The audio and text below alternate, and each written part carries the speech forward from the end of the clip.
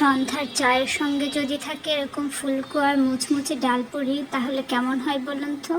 Hello, আসসালামু আলাইকুম viewers, কেমন আছেন সবাই? আলহামদুলিল্লাহ আমি ভালো আছি। আজকে আমি আপনাদের সঙ্গে শেয়ার করছি ফুলকো ডাল পুরির রেসিপি। এই জন্য আমি প্রথমে 2 কাপ পরিমাণ ময়দা নিয়ে নিয়েছি।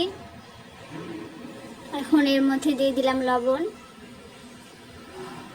আর তেল। লবণ আর তেল দিয়ে খুব সুন্দর করে ময়দাটা মিশিয়ে নেব।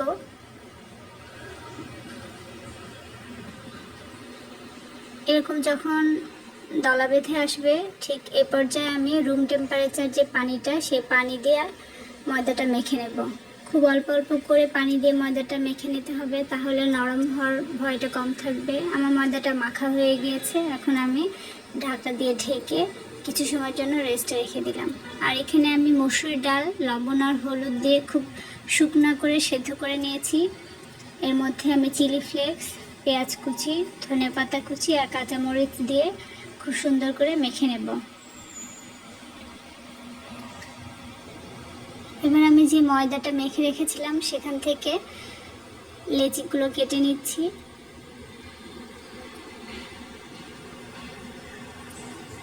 এভাবে করে কাটলে সবগুলো লেচি সমান হবে এবং পুরি সবগুলো একই সাইজের হবে। তো এখন আমি সবগুলোতে পুর ভরে নেব।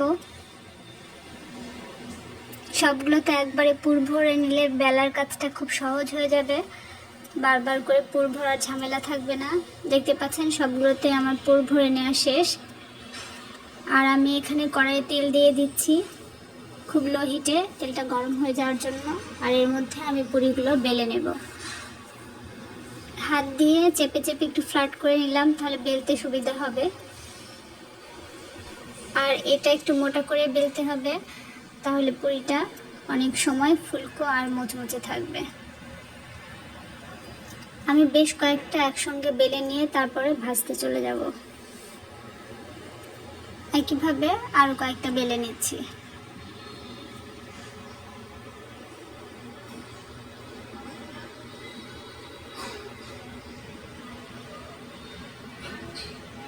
এই তো আমার বেশ কয়েকটা বেলে নেওয়া শেষ। এর মধ্যে তেলটাও গরম হয়ে গিয়েছে, আমি এখন এক এক করে সবগুলো পুরি ভেজে নেব।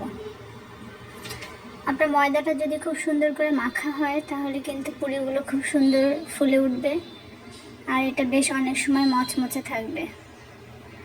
তো আমি এভাবে সবগুলো ভেজে নিচ্ছি। তো দেখতে দেখতে আমার সবগুলো পুরি ভাজা শেষ। আপনারা দেখতেই পাচ্ছেন কত সুন্দর ফুলকো আর মুচমুচে হয়েছে। তো বন্ধুরা, চায়ের সঙ্গে এরকম ফুলকো পুরি আপনারাও বাসায় বানিয়ে নিতে পারেন। আমার আজকের রেসিপিটি দেখার জন্য সকলকে